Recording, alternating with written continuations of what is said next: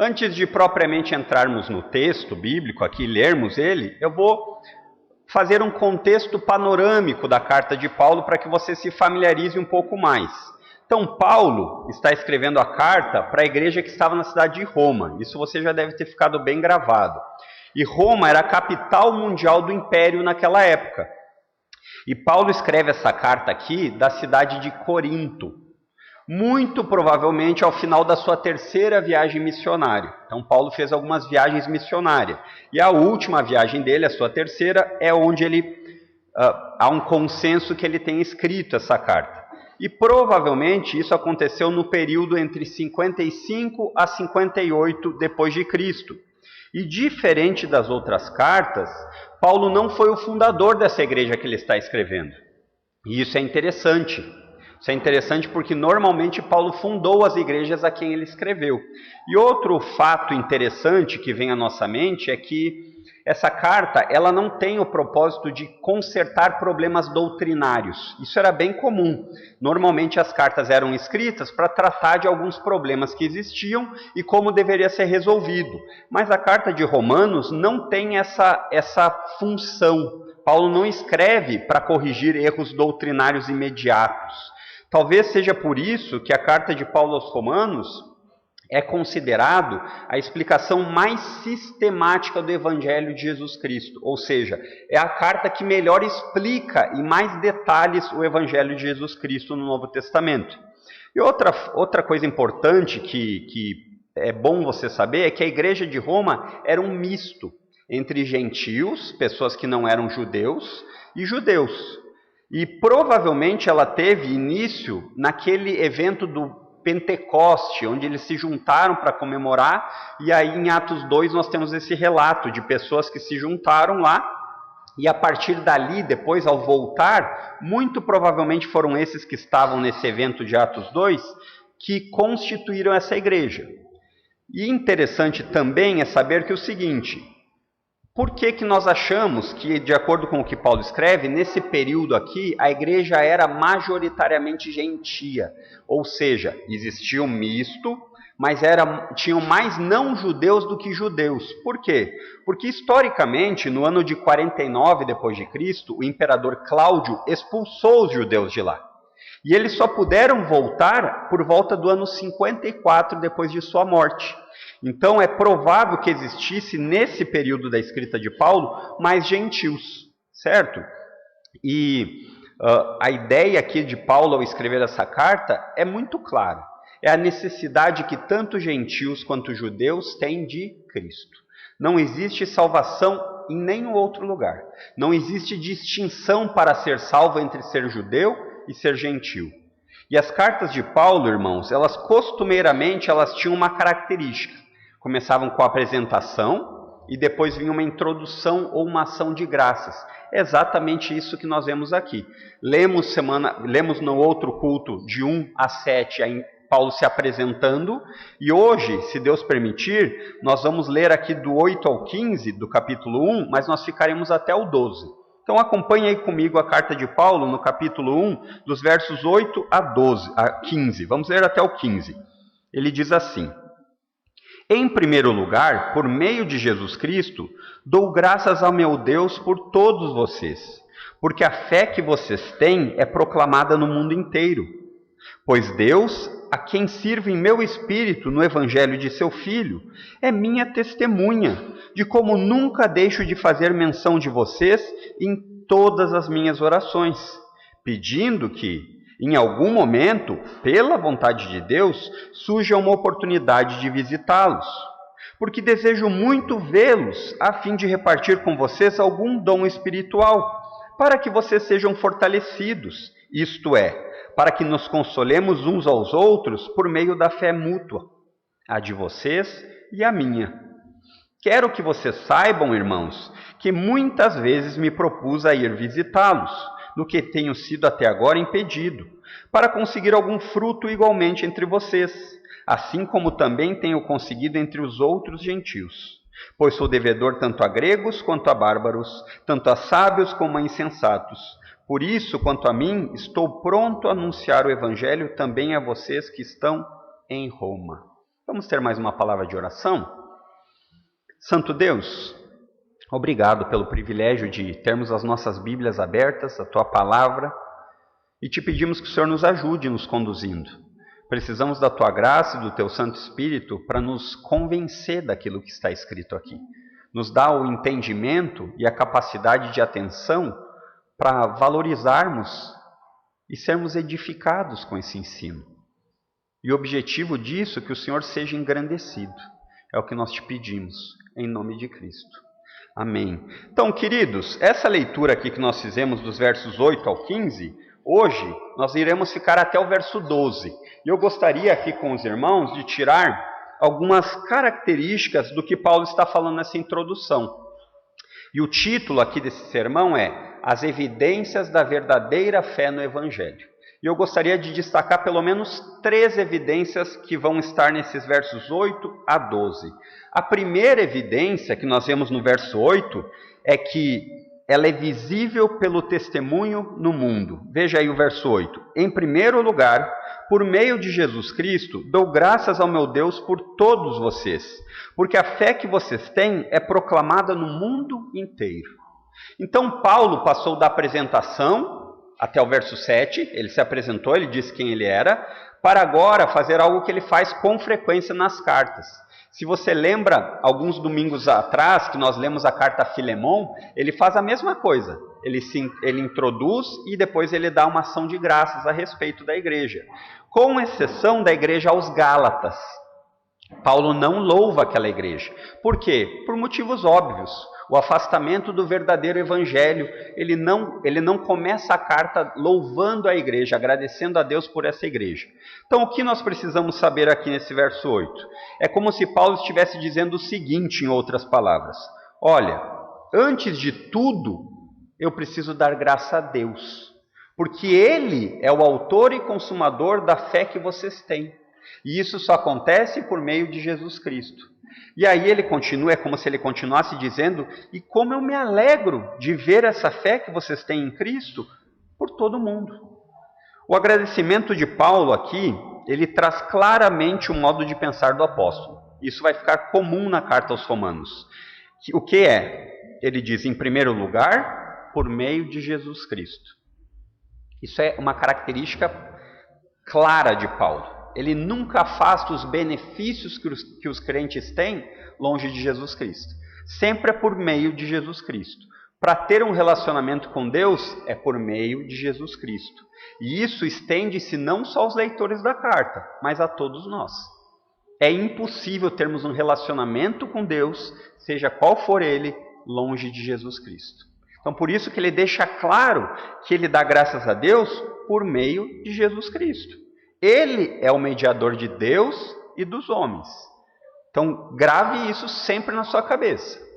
Os seres humanos são criaturas de Deus, mas aqueles que têm relacionamento com Deus são apenas os que estão unidos ao Filho. E isso faz uma distinção radical na humanidade. Todos nós somos filhos de Deus. Segundo a Bíblia, não. Todos somos criaturas. A união com Cristo é que nos traz o título de adoção. Nós somos adotados por Deus. Então, outra coisa que chama a atenção aqui nesse comecinho do verso, é que após dizer isso, ele diz, em primeiro lugar, por meio de Jesus Cristo, dou graças ao meu Deus.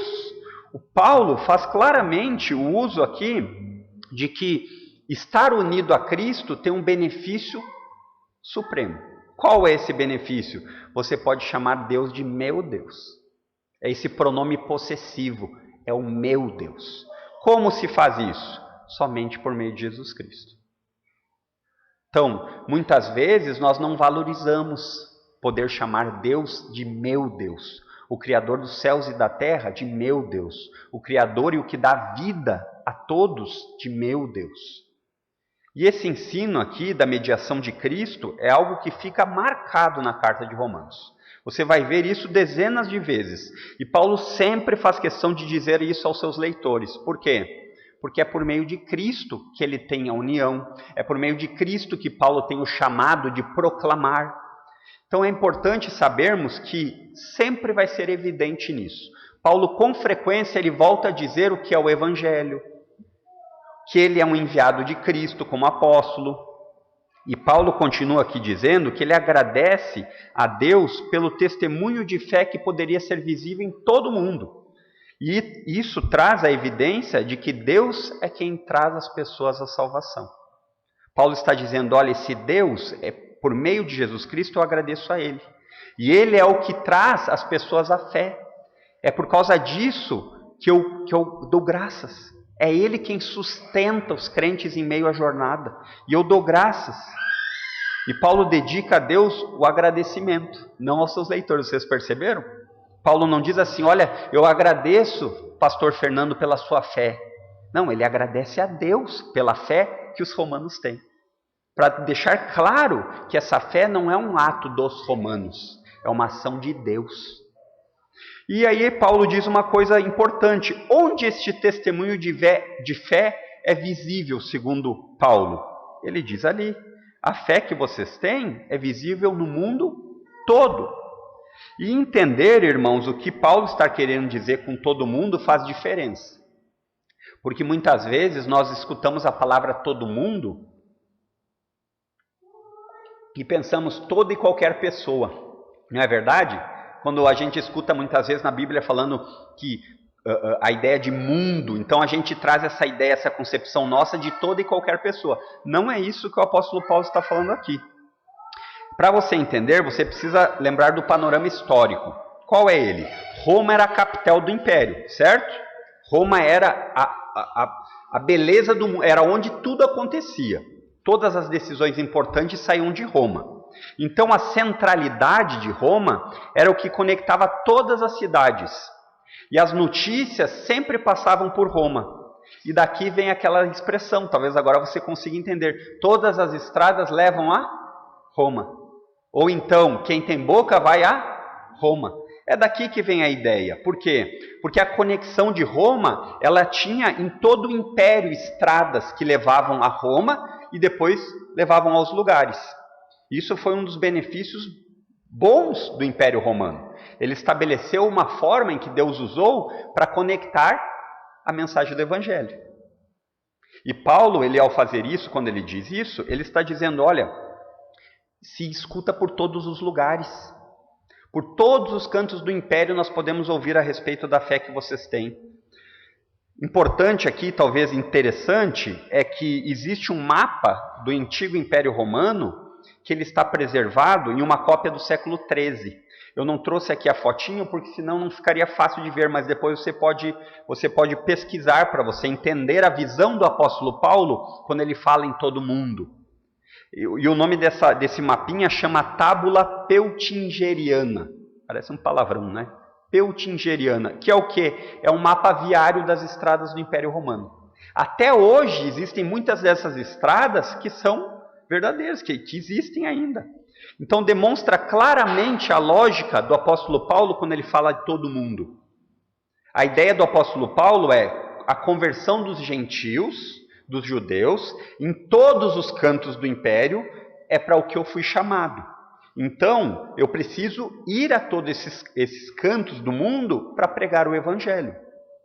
E um fator que nós vamos ver, um fato interessante nessa carta, é que enquanto Roma era a capital do antigo império, ou seja, o poder, tudo que existia estava em Roma, então estrategicamente era interessante passar por Roma, a Espanha representava os confins do mundo. Você vai ver nesse mapa, se você olhar depois, você vai ver que é exatamente isso, é como se a Espanha fosse o fim do mundo. Mas é claro que aqui nós temos que lembrar que Paulo está falando a partir de uma perspectiva do que ele sabe. Então, aqui não existe o debate de que nós sabemos que esse mundo que o apóstolo estava falando não é o mundo total. A América do Sul não existia lá. É claro que não. Mas nós precisamos entender o que Paulo está dizendo. Ele está dizendo, olha, eu preciso ir por todos os cantos espalhar o evangelho. Esse é meu chamado. E o que fica visível aqui no agradecimento do apóstolo Paulo no verso 8? O que fica visível? O agradecimento de Paulo a Deus. E isso está completamente de acordo com a teologia de Paulo. Em tudo dai graças. Isso ele vai escrever lá na 1 aos Tessalonicenses 5:18. Porém, aqui nós vemos que Paulo ele agradece justamente por algo que ele entendeu que ele próprio, como apóstolo, foi chamado. Que é o quê? A progressão do reino de Deus. Você percebe que o que Paulo está agradecendo não é algo do tipo assim: olha, eu fico contente como vocês são prósperos e estão de carro do ano. Não é que Paulo não desejasse que eles tivessem prosperidade, mas Paulo enfatiza no que realmente faz sentido para ele como apóstolo enviado de Deus, que é a expansão do reino de Deus. O agradecimento de Paulo, ele se relaciona aqui com Deus sendo conhecido por todo mundo. Essa é a ideia de Paulo. Não por um mero desejo pessoal de Paulo, mas aquilo que ele aprendeu, assim como os discípulos de Jesus, buscar em primeiro lugar o reino. Você percebe como a teologia de Paulo, ela vive na prática aquilo que ela sabe na mente. E isso é o que nós precisamos muitas vezes fazer. Nós sabemos biblicamente de várias coisas que precisam ser vividas, mas quando vem a dificuldade, nós deixamos de lado. E Paulo estava destacando aqui um tipo de testemunho específico, que era o quê? A fé em Jesus como genuína e verdadeira. Esse é o testemunho que Paulo está falando. E esse testemunho de fé era algo visível, não invisível, visível no mundo inteiro. Então, crente 007 não existe na Bíblia, aquele que vive escondido. Aquele que sempre que precisa, ele deixa a sua fé de lado. Isso não existe. Para Paulo aqui a ideia é que o testemunho era visível em todo mundo, e ele dava graças a Deus por isso, apesar das consequências de perseguição e morte. Interessante, né? Então Paulo aqui, algumas aplicações desse primeiro ponto do testemunho da fé, eu diria que ele nos dá pelo menos 3 exemplos visíveis no testemunho que nós devemos seguir. Primeiro, ter sempre Deus como centro da sua vida. E não é com aquela frase vazia, tipo assim, o que é Jesus para você? Jesus é tudo. Não é o que é tudo. Eu não sei. Não, é a ideia de você fazer tudo levando Deus em consideração. Quer coma, quer beba, ou faça qualquer outra coisa, faça tudo para a glória de Deus. Então, essa é a ideia de levar Deus em consideração. Dar graças a Deus sempre, por todas as coisas. E eu sei que aqui parece meio contraditório quando a gente pensa, eu vou dar graças a Deus por dificuldades que eu estou enfrentando. Só que o problema é que você não dá graças a Deus quando você perde o motivo principal que você deveria dar graças. É que Deus enviou o seu Filho para que a sua inimizade com Deus fosse desfeita. E a partir da fé que você tem em Cristo, a sua união com Deus lhe une para sempre, por toda a eternidade. Então os problemas temporários, nós damos graças. Por quê? Porque Deus resolveu o maior problema que eu tinha.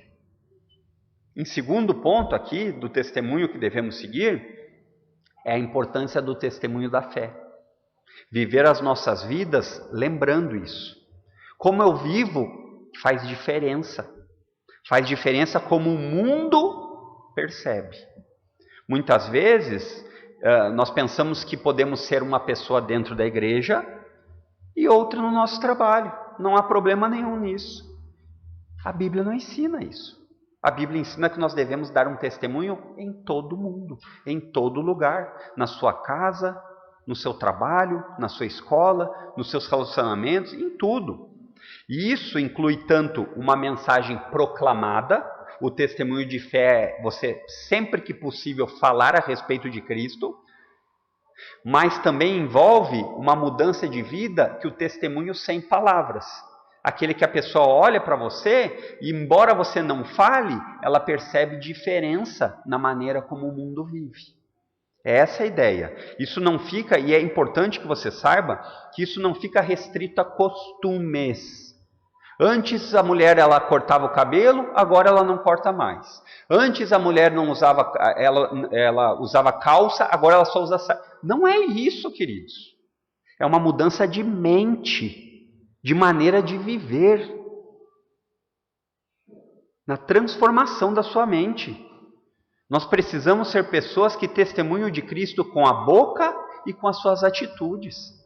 Você fala de Cristo, da salvação que é em Cristo, e você vive por meio dessa mensagem demonstrando. Sabe por quê? Porque muitas vezes o testemunho de fé que as pessoas no mundo veem são aqueles escândalos e bizarrices das pseudo-igrejas que nem deveriam ser consideradas igrejas, que vendem bênção, falam para você pegar um paninho e levar no banco para tirar a dívida, passa na porta do banco, estelionato espiritual. Já escutou esse tipo de coisa? Por quê? Porque muitas vezes os verdadeiros cristãos se calam, o testemunho não é forte o suficiente. Essas pessoas, muitas vezes, elas são as pessoas no mundo, elas são mais influenciadas por esses que colocam obstáculos no caminho para o reino, oferecendo várias possibilidades. Olha, é por Jesus, mas não tão exclusivo assim, você pode fazer Não, queridos. Nós devemos ser aqueles que dizem assim, só existe um caminho. E esse caminho é o que eu vou lhe dizer, é Cristo. E esse caminho é o que eu quero mostrar com a minha vida. Embora eu possa tropeçar, mas eu sei que o caminho é apenas um. E em terceiro lugar, a respeito do testemunho, a importância que você e eu damos ao avanço do reino. Eu duvido que você não tenha feito como eu fiz já, planos. Planos de carreira, planos de família, planos de saúde. E não há problema nisso. Mas eu me pego muitas vezes pensando que eu não valorizo o plano a respeito do avanço do reino. Muitas vezes nós podemos não valorizar o reino de Deus com a dedicação do nosso tempo, com a disposição que nós temos com Cristo. Isso muitas vezes é visível na nossa presença física no culto da igreja. Por quê? Porque a igreja é a união de crentes em Cristo. Então, embora a gente não perceba, muitas vezes nós não valorizamos a expansão do reino quando nós ficamos em casa por qualquer motivo que seja. Por quê? Porque aqueles que estão em casa, que fazem parte do mundo, eles olham isso e dizem assim, mas não é tão importante assim, porque qualquer quarta-feira ou domingo, se eu estiver aqui, ele deixa de ir ao culto para ficar aqui comigo. Isso é o testemunho sem palavras. Você diz assim, olha, você quer ficar me esperando? Pode ficar aqui, mas eu vou cultuar ao meu Deus. Se você puder esperar até a volta, ou se não, vamos junto. Mas eu não quero ir junto. Então eu tenho que ir. Eu amo estar lá. E a gente vê que na prática, esse testemunho sem palavras, ele é o contrário. Os descrentes, eles veem em nós um compromisso que é extremamente negociável. Qualquer coisa que apareça na quarta-feira à noite é motivo para você não vir no culto. Um convite de domingo de manhã para um churrasco, não entenda errado, eu não estou dizendo que é errado você ter lazer, eu estou dizendo que isso demonstra o evangelho sem palavras para os do mundo. Do domingo eu não vou convidar o pastor Fernando para almoçar aqui de meio-dia, que ele vai na igreja. Isso é o testemunho sem palavras, e vai sendo gravado, e vai sendo martelado na cabeça das pessoas. Agora, se o contrário disso é verdade, o evangelho não é pregado sem palavras, e muito menos em palavras. A evidência da verdadeira fé é visível, em primeiro lugar, pelo testemunho no mundo, verso 8. Em segundo lugar, ela é visível pela oração uns pelos outros. Olha o verso 9 e 10 aí comigo. Pois Deus, a quem sirve meu espírito no evangelho de seu Filho, é minha testemunha de como nunca deixo de fazer menção de vocês em todas as minhas orações, pedindo que, em algum momento, pela vontade de Deus, surja uma oportunidade de visitá-los.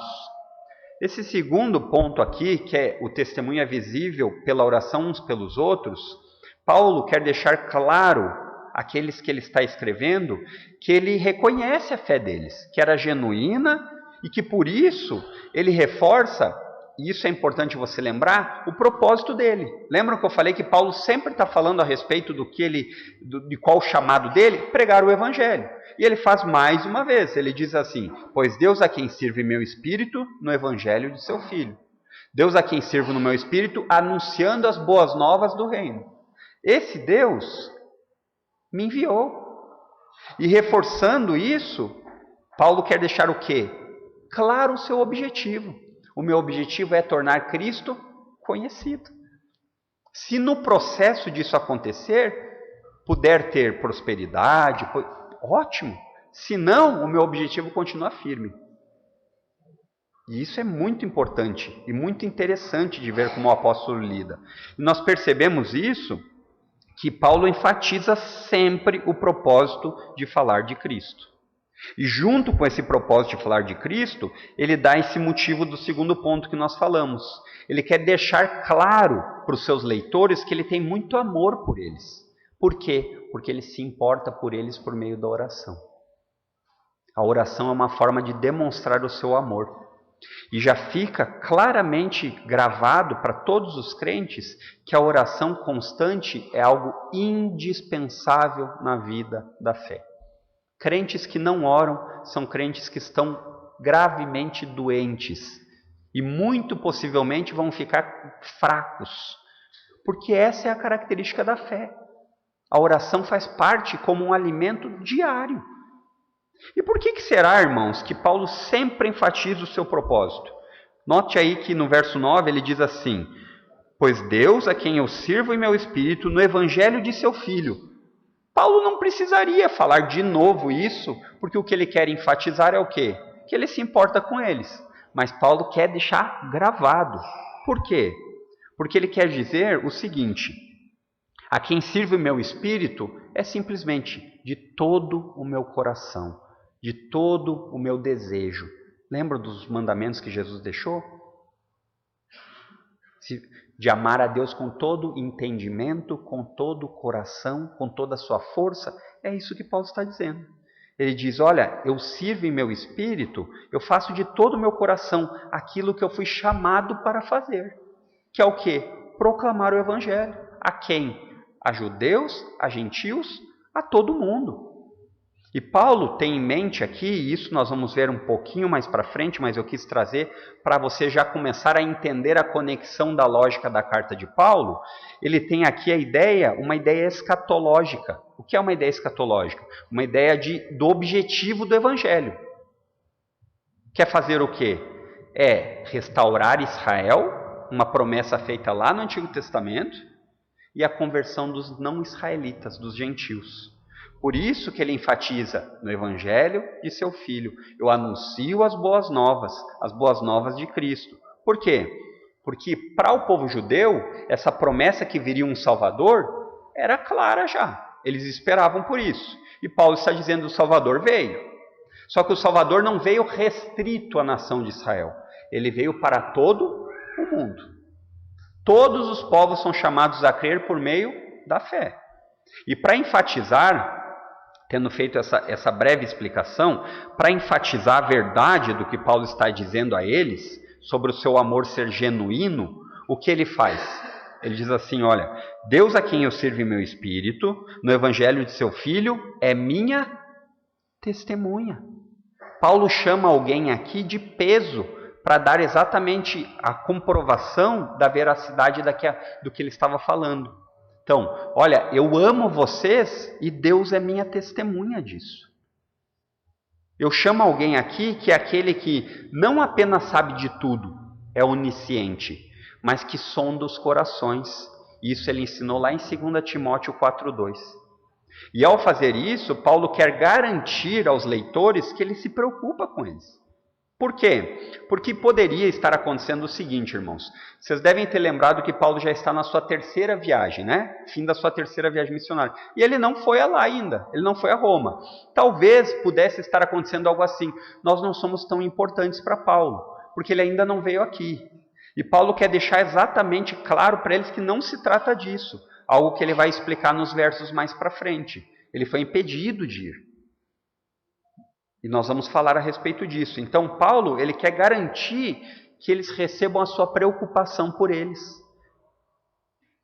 Por que isso? Porque a oração constante do apóstolo pela oportunidade de visitá-los. Demonstra, olha, eu me importo com vocês. E eu desejo estar entre vocês. E essa perseverança específica de Paulo por um motivo específico na oração, é algo que fica bem destacado nesse trecho. Você já parou para pensar a respeito disso? Paulo está orando com um motivo específico e de maneira constante. Só isso nos leva a perceber que, como crentes, nós devemos ser mais específicos possíveis em nossas orações. Ah, mas Deus já não sabe todas as coisas? Não é por causa de Deus, é por causa de nós. Como filhos que contam para os seus pais como eles estão se sentindo. Olha, pai, eu não estou me sentindo muito bem. Eu tenho medo, eu estou amedrontado. Olha, pai, eu estou balançando. Olha, pai, eu preciso. Os filhos falam aos pais o que precisam. Eu preciso de tua ajuda. Olha, pai, essa é a ideia que fica gravada da oração. E isso demonstra que Paulo dá um valor enorme, intenso, indispensável à oração, e também vale para nós, como irmãos, pela fé que temos em Paulo, que também devemos ter.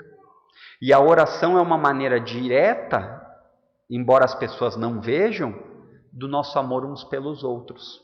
Você não precisa orar e depois ir lá e dizer, é bom escutar, olha, o irmão está orando por mim, isso é bom, mas não no sentido de que você vai ficar indo lá e dizendo, olha, eu estou orando por você, como se você quisesse demonstrar que você é um super santo. Não é essa a ideia, mas é a ideia de que o amor, ele faz sem esperar retribuição. Isso fica muito claro por Paulo aqui na oração. E outra lição que nós podemos tirar aqui desses versos, do 9 e do 10, é o equilíbrio bíblico da oração. Qual é isso? Note aí no verso 10. Ele diz assim, vamos começar no verso 9, no finalzinho, ele diz assim, pois Deus a quem sirve meu espírito, no evangelho de seu Filho, é minha testemunha de como nunca deixo fazer menção de vocês em todas as minhas orações.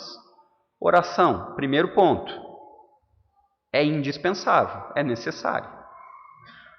E aí Paulo diz assim, olha, eu oro, mas eu não perco de vista o que ele diz assim no final do verso 10. Surge uma oportunidade de visitá-los.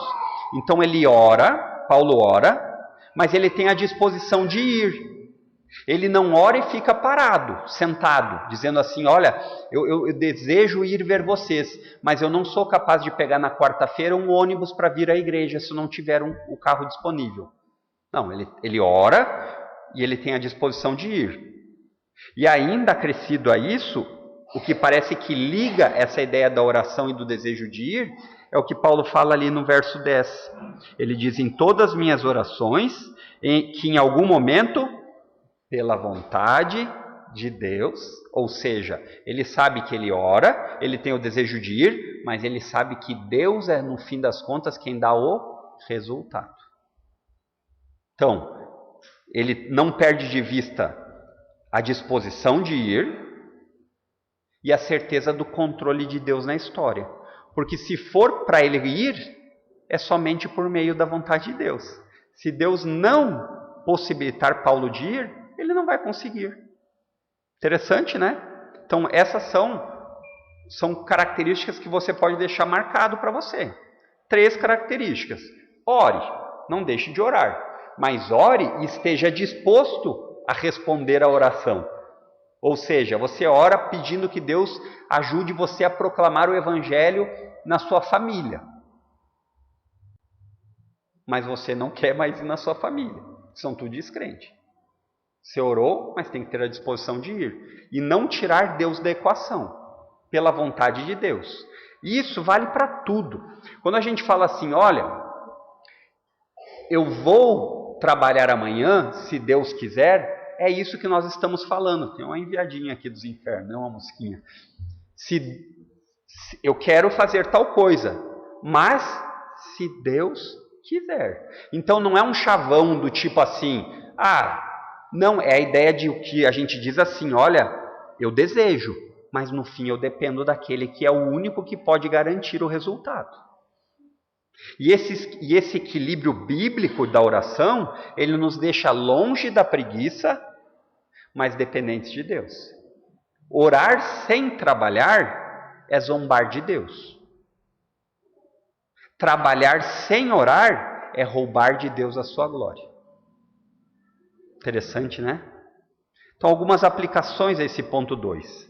A oração deve ser algo que todos nós cristãos devemos nos concentrar. A importância de pedir ao único que pode fazer diferença na vida das pessoas. E é interessante, irmãos, que na oração não existe outras pessoas a não ser calvinistas. Sabe por quê? Porque quando você ora pedindo que Deus salve as pessoas, você não ora assim, ó, Deus, salva, mas guarda o livre-arbítrio dela, porque... Não, você diz assim, Senhor, invade aquele coração e torna teu. Não é assim que a oração funciona. Não é esse o objetivo da oração. Senhor, salva aquelas pessoas. Então é interessante isso. Também, quando nós oramos, nós não pedimos, Deus, respeita o livre-arbítrio dela. Não se mete lá. Porque assim, ó, não. Porque nós queremos ver pessoas sendo salvas. E Deus, quando quer salvar, a sua graça é irresistível. Não é que o ser humano não possa resistir. Ele resiste até que Deus queira que ele não resista mais. E nós deveríamos levar a sério a oração. E eu me incluo nisso. Porque se nós realmente acreditamos que Deus nos escuta, nós oraríamos mais. Não é verdade? Não é uma verdade que a gente diz com a boca, diz, não, Deus escuta nossas orações. Mas você realmente parou para pensar o que diz respeito a isso? Se sim, você oraria muito mais. Começando por sua família, o círculo mais próximo, expandindo para a sua igreja, uns pelos outros, e ocupando o mundo todo, pela nação, pelos governantes. Porque se Deus escuta, nós devemos, como filhos, pedir. Em segundo ponto aqui, do visível da oração uns pelos outros, é que a oração entre os membros da família da fé é algo que você e eu devemos sempre nos lembrar. Por quê? Olha a importância que o apóstolo Paulo dá no meio dessa introdução. Ele diz que Deus, que é sua testemunha, sabe como ele sempre leva eles em consideração na oração. Os irmãos da fé. Leve isso em consideração. Talvez, se você for como eu, que nem sempre consegue organizar tudo, você precisa ter planejamento. Talvez você precise organizar uma agendinha, um caderno de oração. Isso é o ideal. Anote os motivos, mas dentre eles, os motivos, sempre lembre-se de colocar os seus irmãos na fé. Essa oração dos irmãos na fé vai cada vez mais alimentar o seu amor por eles. Então, as evidências da verdadeira fé são visíveis pelo testemunho no mundo, em primeiro lugar. Em segundo lugar, visível pela oração uns pelos outros. E em terceiro lugar, estão nos versos 11 e 12. O testemunho é visível pelo desejo de comunhão. Veja aí comigo o verso 11 e 12. Ele diz assim: porque desejo muito vê-los, a fim de repartir com vocês algum dom espiritual, para que vocês sejam fortalecidos. Isto é, para que nos consolemos uns aos outros por meio da fé mútua, a de vocês e a minha. Paulo aqui, ele enfatiza o seu desejo e o interesse de visitá-los. Algo que vai ainda ser mais reforçado nos próximos versículos, a respeito da importância da comunhão mútua. Palavrinha, né? Comunhão. Essa é uma palavrinha que em tempos de pandemia ela ganhou um peso ainda maior ou ficou ainda mais esquecida. Foram os dois pontos que aconteceram, né? Pessoas que, na verdade, na pandemia desistiram da comunhão e pessoas que, no meio da pandemia, não viam o momento da comunhão novamente. Existem esses dois grupos. Talvez nós participamos um pouco de cada, mais de um, mais do outro, mas o ponto é que a comunhão para o apóstolo Paulo é muito importante. E esse anseio aqui que Paulo escreve de ver eles, era comum nas cartas do Antigo Oriente. Por quê? Porque essa carta, ela trazia uma intenção, ela transmitia a percepção do autor, falando para eles, olha, eu estou distante de vocês e eu gostaria de estar perto. Hoje nós temos alguns meios um pouco mais fáceis, né? Uma videochamada, As coisas estão mais próximas. Só que nada disso faz o quê? Substitui o contato físico presencial. Nada disso. Eu fico pensando que se o apóstolo Paulo não achasse tão importante, só a carta bastaria. Ele diria, olha, vocês têm a carta são as minhas instruções. Não, ele faz questão de dizer, vocês têm as instruções, mas eu quero vê-los. Então você fica pensando, esse movimento desigrejado tem participação bíblica? Não tem. Não tem. E o que seria aqui as perguntinhas que a gente precisa fazer desses versos 11 e 12? Ele diz, Paulo aqui, que ele gostaria de repartir com eles algum dom espiritual. E o que seria esse dom espiritual que o apóstolo gostaria de repartir? Fica claro, irmãos, que ele tinha o desejo de ir vê-los. Isso fica evidente, né? Não tem como nós lermos aqui e não entender. E ele diz que ele queria ver e também repartir algum dom. E a palavrinha dom aqui é uma palavrinha traduzida no grego por carisma. Aí você já pensa nas coisas carismáticas, né? E é a mesma palavra para descrever todo tipo de dom espiritual. Sejam dons de línguas, sejam profecias. Ela não tem uma distinção. E nós não sabemos com certeza a que Paulo está se referindo. Ele não explica aqui. Nesse trecho, pelo menos, ele não explica. Mas eu creio que nós temos duas boas considerações a fazer, partindo do contexto, como a gente sempre fala. Então, a primeira Paulo vai falar a respeito de dons espirituais específicos, lá no capítulo 12, dos versos 3 a 8. Porém, todas as vezes que essa distribuição de dons é falada, dons espirituais sobrenaturais, e aqui é importante que você entenda que ele fala lá sobre um dom de ensino, isso também é sobrenatural. É verdade que não é na mesma característica de uma profecia que a pessoa pensava em predições do futuro, mas isso não quer dizer que nós desvalorizemos o outro. E isso é importante, porque muitas vezes quando a gente fala em dom espiritual, a gente pensa apenas naqueles lá que a gente diz assim, um milagre, curar alguém. Então, lembre-se disso, a Bíblia não tem essa distinção, dizendo, olha, um é melhor que o outro. Ela diz que os dons são dados para edificar a igreja. Mas o fato aqui que eu queria trazer a sua atenção é que os dons são dados por quem? Pelo Espírito de Deus. Aqui Paulo está dizendo que ele gostaria de levar algum dom. Então parece que não é esse tipo de dom que Paulo está se referindo aqui. Pode ser? Pode até ser, nós não temos toda a informação. Mas dentro do contexto, essa é uma das características.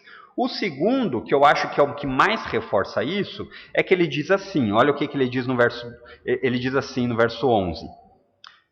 Portanto, porque desejo muito vê-los, a fim de repartir com vocês algum dom espiritual, para que vocês sejam fortalecidos. Se ele parasse por aqui, nós ficaríamos ainda com mais dúvida. Mas no verso 12 ele explica, ele diz, isto é, para que nos consolemos uns aos outros por meio da fé mútua. Então, Paulo, ele está dizendo que ele gostaria de repartir e também receber. Então, não parece ser esse tipo de dom específico de línguas, não parece ser o dom específico de profecia ou coisas assim. Parece que Paulo aqui está falando muito mais a respeito de um fortalecimento espiritual geral, ou seja, para que nos consolemos uns aos outros. É isso que parece que Paulo está dizendo. Eu acho que a melhor interpretação para essa ideia do que Paulo está dizendo aqui Paulo quer trazer algum ensinamento ainda mais direto a eles, reforçando a fé que eles têm por meio de ensinamento. E isso para que eles fossem ainda mais fortalecidos. Porque somente quando nós estamos firmados num alicerce firme é que as tempestades vêm e nós permanecemos. E Roma, no contexto aqui histórico, está prestes a começar a passar pelo momento mais sangrento da história para o povo de Deus, com a perseguição por meio das mãos do imperador Nero. Então me parece que Paulo aqui está dizendo, embora não possa afirmar com toda exatidão que tipo de dom ele está dizendo aqui, que ele está querendo dizer um fortalecimento espiritual. Olha, eu desejo ir entre vocês e eu ainda desejo confirmar ainda mais a fé que vocês têm por meio de ensino. E eu quero também ser edificados por meio do ensino da fé de vocês e assim nós nos consolemos uns aos outros. Parece que é isso que Paulo está dizendo. E o ponto aqui, que embora essa explicação seja necessária, é, de acordo com Paulo, aqui nesse trecho, será que a comunhão é algo necessário? Será que a comunhão é importante? Será que nós precisamos mesmo uns dos outros? Será que a igreja de Deus faz sentido? Parece que é uma resposta quase que de criança responder. A comunhão é extremamente necessária. Paulo vai tratar disso novamente lá no capítulo 12, no verso 15, dizendo: nós devemos nos alegrar com os que se alegram e chorar com os que choram. Você consegue fazer isso de uma maneira robusta por uma ligação? Por um vídeo da internet? Você pode até ter algum tipo de edificação, e graças a Deus por isso. Por quê? Porque esses meios são meios de graça. Mas não é a mesma coisa. A presença física é algo que o apóstolo Paulo deixa claro. É nessa esfera da comunhão física que podemos demonstrar muito mais amor uns pelos outros. E o consolo, do qual Paulo fala aqui, pode vir de várias formas. E nada substitui a presença física. Quando você está triste, ter um abraço apertado de um irmão que lhe ama faz diferença de uma mensagem de WhatsApp? Não tenha dúvidas que faz. Podemos aqui ver a importância que o apóstolo Paulo dá para a comunhão, sobre a união dos crentes com o mesmo objetivo. Porque é isso que nós fazemos aqui. Nós temos um objetivo em comum, que é glorificar a Deus e aprender mais dele. Esse é o objetivo do culto. Por isso que muitas vezes existem pessoas que ao vir ao culto aqui da nossa igreja, elas acham desinteressante, porque nós não vamos massagear o ego das pessoas. Nós vamos glorificar a Deus. E muitas vezes a mensagem que você vai escutar é uma mensagem que você não queria. Por quê? Porque você queria uma autoajuda. E a autoajuda, muitas vezes, é passar a mão num erro que você está cometendo. Quem ama, corrige. Quem não ama, bajula. Essa é a diferença. E isso só pode ser feito por meio da comunhão. Só por meio da comunhão. Então, quando você não está valorizando a comunhão, você não está não valorizando os irmãos em primeiro lugar. Você não está valorizando o que Deus deu a você. Porque a igreja não é nossa. Como que a Bíblia chama corpo de quem a igreja? De Cristo. E se Cristo é o cabeça e a igreja é seu corpo, se você desvaloriza o corpo, você desvaloriza a cabeça. E muitas vezes a gente não percebe, com pequenas coisinhas, por quê? Porque os seres humanos são acostumados a se tornarem rotineiros. Nós somos assim. Então, quando você transforma a vinda na igreja numa simples rotina, logo ela estará desinteressante e você procurará algo mais interessante para ocupar esse espaço. Agora, quando você entende que o propósito de vir à igreja é aprender de Deus, glorificá-lo e ter prazer nele, você não trocará por nada. Você não trocará por nada. Quando Paulo fala aqui sobre essa comunhão, sobre a união dos crentes com o mesmo objetivo, ele nos ensina aqui, dar graças pelo avanço do reino, orar uns pelos outros e a comunhão para nos edificarmos mutuamente. Agora, é verdade que nessa comunhão e nesse edificar mutuamente vão vir pedras no caminho. Muitas vezes a edificação que você precisa não é um tapinha nas costas, mas é uma porretada. Vai acontecer, assim como vai acontecer comigo, e eu repetidamente enfatizo isso aqui. Na hora de falar, será fácil. Na hora de sentir na pele uma correção, é difícil. Então se prepare. Porque a correção bíblica tem um desejo de ser edificante. E aqui nos exemplos com uma criança pequenina você pode entender isso. A criança quer botar a mão na tomada. Você sabe que e ela tem prazer, né? E aí você sabe que aquilo vai fazer mal. Você deixa. Tem uns que deixam, né? Mas esse é o ponto bíblico. Quem ama, corrige. Não vai deixar. E como irmãos crentes em Cristo, unidos pela mesma fé, pelo mesmo Espírito, nós devemos seguir o que as Escrituras dizem. E aqui começa a fazer aquela divisão brusca. Aqueles que dizem que seguem a Bíblia e aqueles que dizem que seguem e na hora que precisa escolher, eles ficam com a Bíblia. A gente é cansado de ver exemplos que diz que segue a Bíblia, mas quando ferir os meus sentimentos, o que acontece? Eu fico com o sentimento. E aí a gente já sabe o resultado do ditado.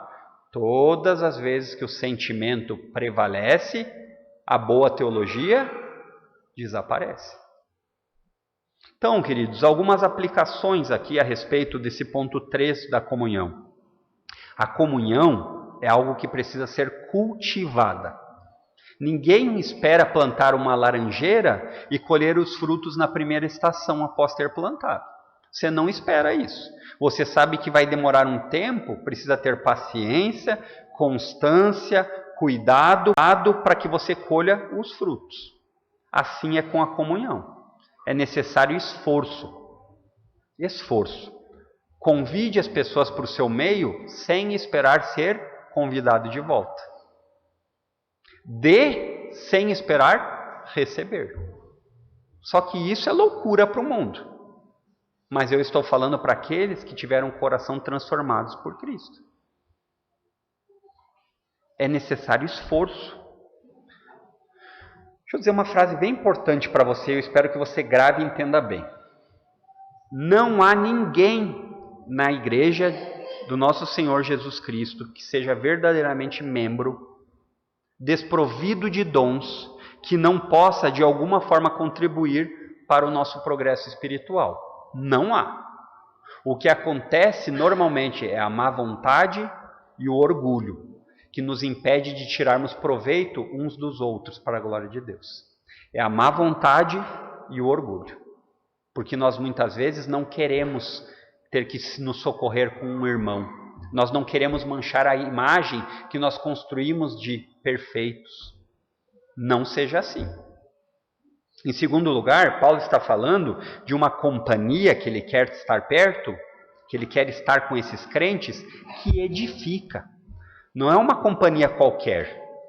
É uma companhia que tem o desejo, o objetivo de que o reino de Deus avance, de que Deus seja glorificado por meio dessa junção, desse encontro.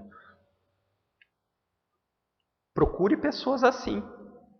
Não fique procurando pessoas que lhe entretêm com coisas passageiras. Procure pessoas que lhe edificam. E não faça isso só para você. Você que tem filhos, redobre o cuidado. Procure pessoas que você vai colocar seu filho em contato, que edifiquem os seus filhos. Nós somos acostumados na geração das telas a largar os nossos filhos sendo edificados por porcaria intelectual, por lixo no Instagram, no Facebook, em todos os meios de mídia. Ah, mas então devemos ser completamente contra? Não estou dizendo isso. Vocês notam que eu sempre fico fazendo os dois pontos, porque não é assim, é proibido. Eu posso todas as coisas, mas nem todas edificam. Esse é o ponto. Cuide, seja um guardião dos seus filhos. Se certifique do que eles estão vendo na TV. Se certifique do que eles estão vendo na internet. Não ache que o seu filho precisa ter tudo o que ele quer. Muitas vezes a melhor forma de amar o seu filho é não dando. Pesado, né? É assim mesmo. Cerque-se de pessoas que acrescentem na sua vida. A gente tem a capacidade de juntar sempre tranqueira, né? Cerque-se de pessoas que edificam sua vida. E aqui eu não estou falando com uma característica moral de que nós somos melhores do que um descrente. Não é isso. Mas pessoas que amam a Deus. E que a sua presença vai fazer isso. Fazer você amar ainda mais a Deus.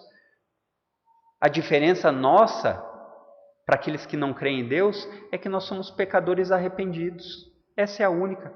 Não existe valor maior em nós, intrínseco, porque intrinsecamente todos os seres humanos são a imagem de Deus. O problema é que muitos desperdiçam aquilo que eles foram criados. Você foi criado com objetivo, relacionamento com Deus e glória a Deus. Só que a maioria está quebrada. Ela não faz isso para o que ela foi criada. E se cercar de pessoas na sua comunhão que vivem com esse objetivo de glorificar a Deus, é o que você deve desejar. Comece gradativamente substituindo as coisas velhas de quando você não amava a Deus pelas coisas que você ama. É natural. E Paulo, ele deixa claro, irmãos, o desejo que ele tinha de estar ao vivo entre esses crentes. E isso demonstra a necessidade que eu tenho de vocês, vocês têm de mim e uns dos outros. Essa é uma realidade bíblica. Se Paulo achasse que ele não precisasse dessa comunhão física, ele não ia destacar isso na carta. Ele simplesmente ia omitir. Por que ele não omitiu? Para o nosso proveito, para o nosso ensino. A igreja é o local e o meio pelo qual você edifica e é edificado. Você não tem desculpas para não valorizar a igreja local. Você não tem. Não troque isso por nada. Eu sei que existem muitas coisas que parecem mais interessantes que um culto. Se você ama a Deus verdadeiramente, entendeu quem Cristo é, como o apóstolo Paulo fala, aquele que veio salvar os pecadores, não troque a comunhão com o corpo por nada. Não seja enganado por seu próprio coração, porque o nosso coração nos engana. Ah, mas eu já tenho uma frequência tão assídua na igreja, então um dia que outro não tem problema. Não se trata de assiduidade. Muitos dos que se assentam na cadeira por todos os domingos vão perecer no inferno para sempre. Eu não estou falando disso. Eu estou falando de pessoas que vêm com o objetivo da igreja de aprender de Deus, glorificá-lo e amá-lo ainda mais. Porque como o pastor Fernando falou alguns cultos atrás, você não pode amar aquilo que você não conhece. Esse amor vai ser um amor distorcido. Se você não continuar conhecendo a Cristo e a Deus, você não tem como amá-los da maneira que eles dizem que você deve amá-lo. Essa é a diferença. O mundo diz assim, ame como você achar melhor. A Bíblia diz assim, existe uma maneira de amar. Paulo deixou bem claro no começo, você só ama a Deus por meio de Cristo. Você só tem comunhão com Deus por meio de Cristo. Então, queridos, não seja enganado pelo seu próprio coração a respeito da comunhão na igreja local. Transforme isso como um objetivo de agenda. Você não faz assim no trabalho? Amanhã eu vou ter que visitar fulano, ciclano, né? Quando você tem obrigações que você faz, talvez você não sinta tanto prazer, mas você dá valor. Com a igreja você deve fazer o contrário, dar o valor e não vir por obrigação. Essa é a diferença. Então coloque na sua agenda o que é importante. Olha, a igreja ela diminuiu vários encontros justamente para que a minha agenda não fique sobrecarregada, explodindo. Então, eu vou me esforçar. Na quarta, eu vou tentar não marcar nada. Ah, mas tinha um encontro da empresa. Você consegue desmarcar? Você consegue explicar que na quarta-feira você não pode? Isso vai ser doloroso, porque é um processo gradativo. No domingo de manhã, esse é o ponto, irmãos. Aquilo que nós valorizamos vai na agenda. Ninguém entre nós que tem uma coisa que realmente considera importante não coloca lá e fica contando o tempo no calendário. Ninguém. Então, o que eu proponho para os irmãos é, não seja enganado pelo seu próprio coração. E nessa introdução do apóstolo Paulo, nós aprendemos a respeito das evidências de uma fé verdadeira. E elas são demonstradas, em primeiro lugar, visível pelo testemunho no mundo, verso 8. Em segundo lugar, ela é visível pela oração uns pelos outros, versos 9 e 10.